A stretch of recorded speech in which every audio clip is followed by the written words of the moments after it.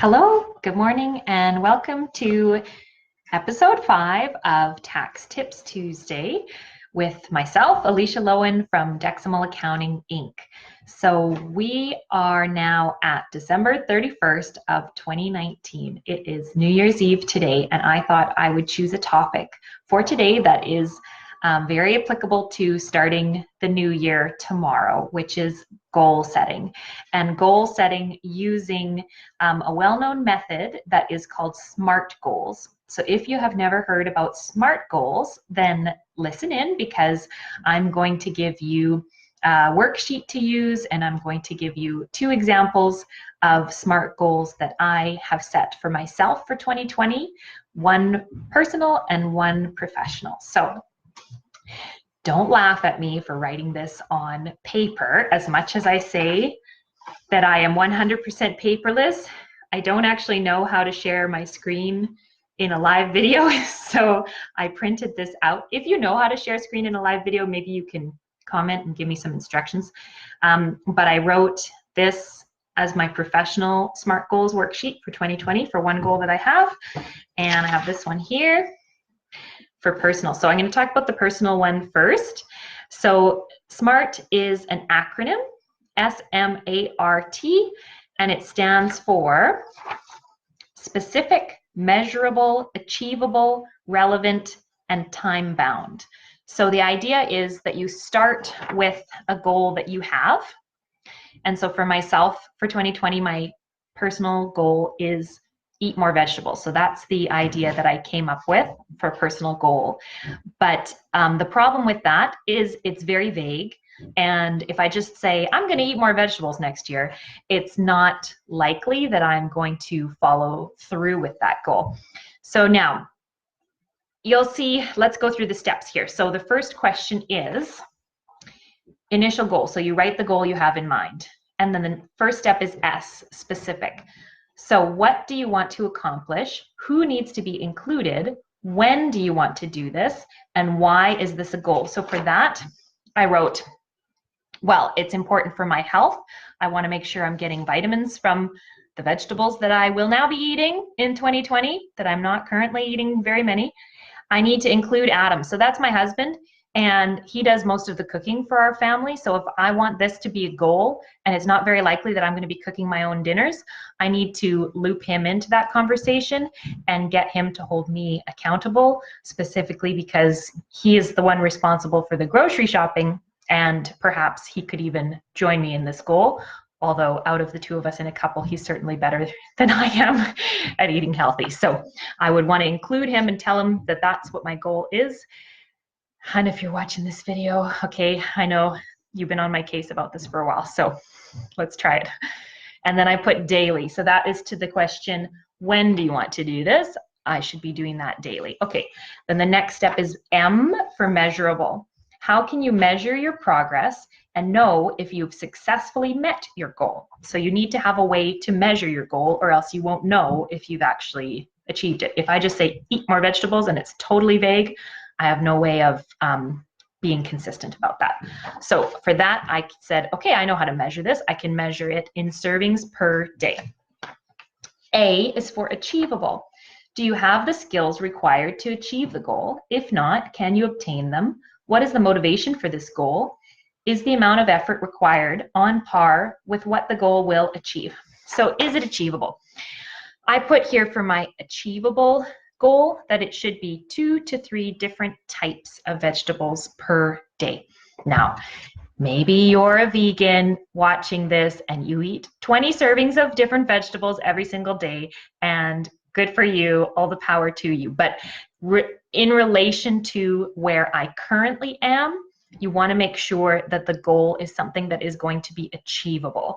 If I now said I'm going to eat 10 servings of vegetables a day, I probably wouldn't even try very hard to reach that goal, because it's not achievable. It's not likely that I can get from where I currently am to 10 per day. So I want to set that as something that is better than my average, but still something that could be achievable. Okay, R is for relevant. Why am I setting this goal now? Is it aligned with my overall objectives?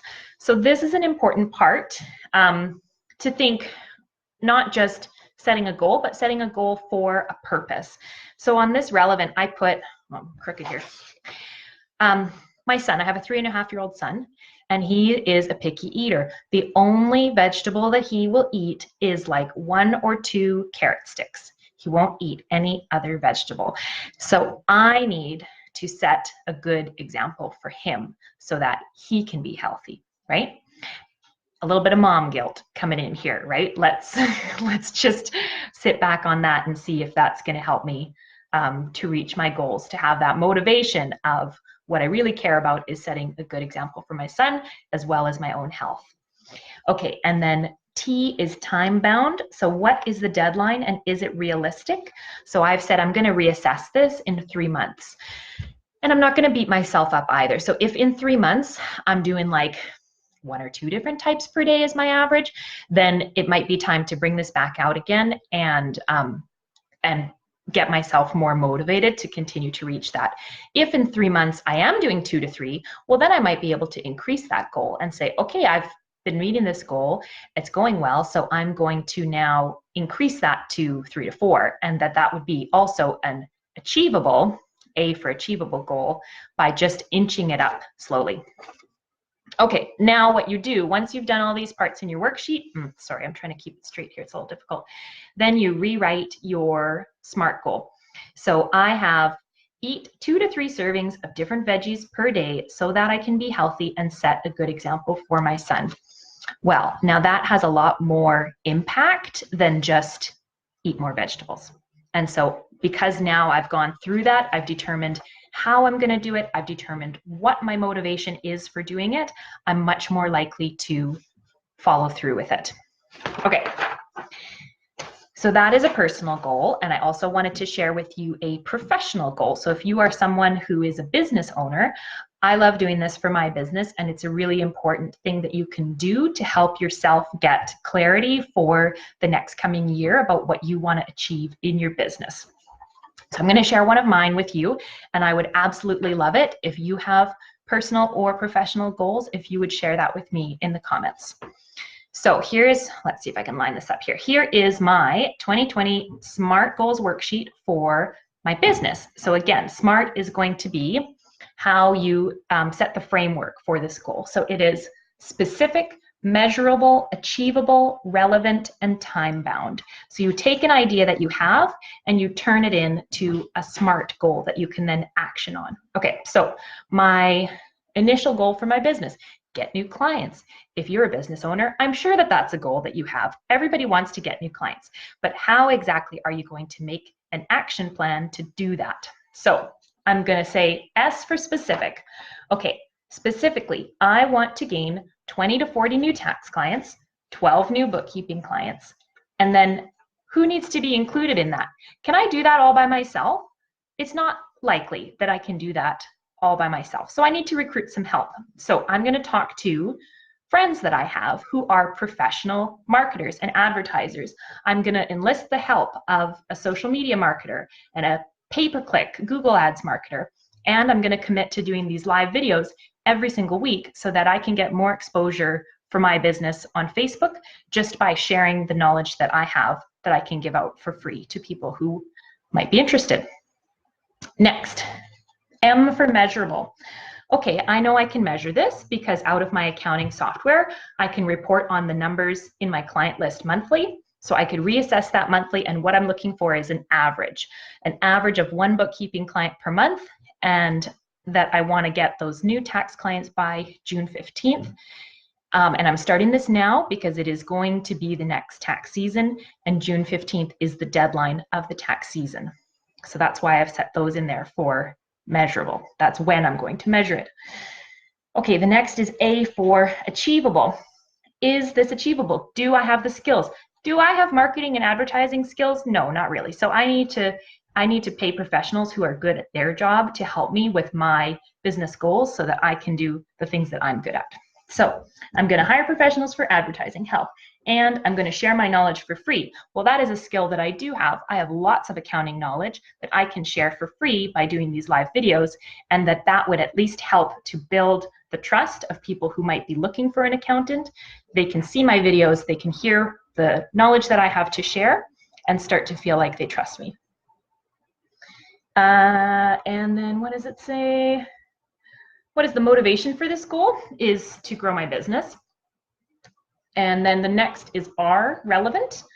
So why am I setting this goal? Is it aligned with my overall objectives? Yes, my overall objective is to hire a second full-time employee. So I've just hired Katie, who's a bookkeeper. She started with me in November. She's here full-time with me in the office. That was a goal that I had for 2019, to get X number of new clients so that I had X dollars of revenue so that I could pay for the salary of a full-time bookkeeper. That was a goal I had last year, and I'm very proud to say that I achieved that goal ahead of schedule because I wanted to have it before Christmas, and she started in November. So now for next year, I want to do the same thing, and I want to prepare to hire a second full-time employee next year. So why am I setting this now? It's before tax season, and my overall objective is to hire a second full-time employee.